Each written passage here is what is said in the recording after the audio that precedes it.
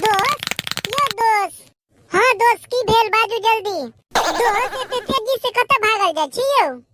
की कहू दोस्त, हमरा भूख बहुत जोर से लागल है, ते द्वारे जल्दी जल्दी जा रहल छी घर पे। दोस्त एगो बात कहू अहाँ के। नहीं दोस्त, अहाँ के हमरा बात नहीं सुनबा के, हमरा भूख से प्राण जा रहल है, हमरा जा दिया। दोस्त एगो काम करू ना। कौन काम दोस्त?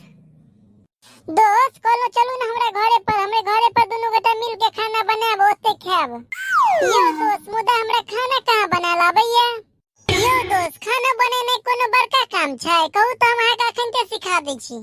हाँ तो सिखा दिया केना बनेबै। भूख लगलिया त खाना बना लिया, कुकर में कनिका पानी तो दो दियो, कुकर के अंदर दाल मिर्ची हल्दी गिरा दियो, कुकर के 2 बेर सीटी लगा दियो, लोहिया में जीरा दाल मिर्ची और प्याज के फोड़न लगा देबै। जब भ जते के निकालल, ओके बाद खाब मूंग के दाल।